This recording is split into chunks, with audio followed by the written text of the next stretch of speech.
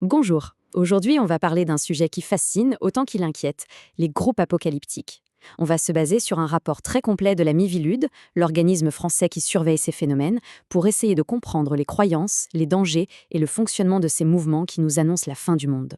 Alors voilà le programme, on va commencer fort, avec un événement bien réel pour saisir les enjeux. Puis, on définira les concepts importants. On verra ensuite comment ces idées se transforment, les risques qu'elles peuvent cacher, comment les adeptes réagissent quand la fin du monde n'arrive pas, et pour finir, comment les différents pays gèrent ce phénomène. Allez, on y va. Pour bien comprendre de quoi on parle, le mieux, c'est de commencer par du concret. Pas de la théorie, non, mais un événement bien réel, bien brutal, qui a montré au monde entier jusqu'où ce type de croyance peut mener. On est à Tokyo, en 1995.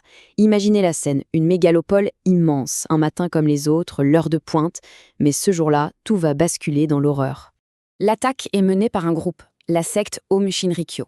Ils répandent du gaz sarin, c'est une arme de destruction massive, dans plusieurs rames de métro. Le trajet quotidien de milliers de personnes se transforme en un véritable cauchemar. Le bilan est terrible, des morts, des milliers de blessés et un pays entier sous le choc. Ce qu'il faut absolument comprendre ici, c'est la motivation. Il ne s'agissait pas de politique, pas au sens classique. Le but du groupe Aum, c'était de provoquer l'Armageddon, la bataille finale de l'Apocalypse. Une violence purement destructrice qui visait tout le monde, juste parce qu'ils étaient les autres. Ok, après cet exemple qui fait froid dans le dos, il faut qu'on revienne un peu aux bases. Quelles sont les idées qui peuvent pousser à de telles extrémités? En fait, il y a deux concepts à bien avoir en tête. Le premier, c'est le millénarisme. Ça vient souvent d'une lecture, disons, très littérale des textes sacrés comme la Bible. Par exemple, quand le texte parle d'un règne divin de 1000 ans, eh bien pour ces groupes, ce n'est pas un symbole, c'est 1000 ans, point barre. C'est une idée centrale chez les témoins de Jéhovah ou les adventistes, par exemple. Le deuxième concept, c'est le messianisme. Là, on met l'accent sur une personne, un sauveur, qui doit venir pour purifier le monde et tout recommencer. C'est une attente qu'on retrouve dans les trois grandes religions monothéistes, que ce soit le christianisme, le judaïsme ou l'islam. Alors, c'est quoi la différence entre les deux? Pour faire simple, le millénarisme, c'est plutôt le quand et le comment de la transformation. Le messianisme, c'est le qui va la déclencher. Mais bon, soyons clairs, la plupart du temps, les deux sont complètement liés. Attention, ces idées ne sont pas du tout figées dans le temps. Elles évoluent, elles s'adaptent. Et c'est vraiment intéressant de voir comment le visage de la prophétie apocalyptique a changé. Au XIXe siècle, on a vu naître des mouvements très organisés, très structurés autour de la Bible. Et puis, dans la deuxième moitié du XXe siècle, tout change. On voit émerger quelque chose de beaucoup plus éclaté qu'on appelle la nébuleuse New Age.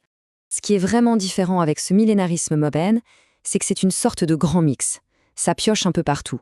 Ce n'est plus forcément lié au christianisme. Ça dit que c'est à l'humanité de participer à sa propre transformation. C'est un vrai syncrétisme, un mélange d'ésotérisme, de paganisme, de philosophie orientale, de développement personnel. Mais voilà, qu'elles soient traditionnelles ou New Age, ces croyances peuvent déraper dangereusement. Et c'est là qu'on touche au cœur du problème. C'est quoi le mécanisme qui fait basculer un groupe dans la dérive sectaire? Le terme clé ici, c'est celui d'emprise mentale.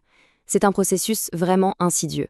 Un gourou ou un groupe va petit à petit créer une dépendance totale chez une personne, la couper de sa famille, de ses amis, et en faisant ça, on altère complètement son jugement. La personne devient hyper vulnérable à n'importe quelle manipulation. Et les conséquences de cette emprise, elles sont terribles, et sur tous les plans. D'abord psychologiques, bien sûr, avec la rupture de tous les liens sociaux, mais aussi financières, quand les adeptes se font dépouiller. Et ça peut aller jusqu'au physique, avec le refus de se soigner, ce qui peut avoir des conséquences fatales. L'exemple de Heaven's Gate est juste glaçant, parce qu'il montre la logique terrifiante qui peut se mettre en place. Pour eux, le suicide collectif, ce n'était pas une fin, c'était un départ. Sous l'influence totale de leur gourou, ils étaient persuadés qu'ils devaient abandonner leur enveloppe charnelle pour monter à bord d'un vaisseau spatial. Ça montre bien comment l'emprise mentale peut tordre la réalité. Mais le danger n'est pas toujours aussi spectaculaire. Il peut être plus insidieux. Pensez à toutes ces pseudothérapies, des guérisseurs qui promettent de soigner des maladies graves comme le cancer avec des méthodes alternatives bidons. Le vrai drame là-dedans, c'est ce que les médecins appellent la perte de chance. En détournant les gens des vrais traitements, ils leur volent littéralement leur chance de survie. Là, il y a une question qui vient tout de suite à l'esprit. Qu'est-ce qui se passe quand le jour J arrive et que, rien, la fin du monde n'a pas lieu? Logiquement, le groupe devrait exploser, non? Eh bien, pas du tout. Et c'est ça qui est fascinant. Le sociologue Jackie Cordonnier a décrit ça en 5 étapes, et c'est incroyable. D'abord, bien sûr, il y a une petite période de déception. Mais très vite, au lieu de remettre en cause la croyance elle-même, on remet en cause son interprétation. On relit les textes, on trouve un nouveau sens, caché, spirituel. Et le plus fou, c'est que l'échec peut même renforcer le groupe. L'erreur est vue comme un test de foi ou comme la preuve que leurs prières ont réussi à repousser l'échéance. Face à tout ça, comment réagissent les États? La réponse, vous allez voir, est très différente d'un endroit à l'autre. C'est un vrai casse-tête entre surveillance et respect de la liberté de croire. On a vraiment des approches très variées. En France, on a une structure dédiée, la Miviludes, qui surveille le phénomène de très près. Au Japon, après le choc de 1995, ils sont bien sûr vigilants, mais dans un cadre où la liberté religieuse est très très forte. Et puis, dans des pays comme le Canada ou les Pays-Bas, on est beaucoup plus dans une approche de non-intervention au nom de la liberté individuelle. On n'agit que s'il y a un délit avéré. Bon, si on devait résumer, qu'est-ce qu'il faut vraiment retenir? D'abord, ces croyances ne sont pas du tout figées, elles s'adaptent sans cesse. Ensuite, les nouvelles formes New Age, qui ont l'air plus cool et centrées sur le bien-être, ne sont pas sans risque. Le point central, c'est vraiment ce mécanisme d'emprise mentale qui est la porte ouverte à tous les dangers. Et enfin, ce paradoxe, un échec de prophétie peut rendre un groupe encore plus convaincu et plus soudé. Et tout ça, ça nous laisse avec une question fondamentale pour notre époque. Dans un monde hyper connecté, où n'importe quelle idée peut devenir virale en quelques heures, comment est-ce qu'on fait?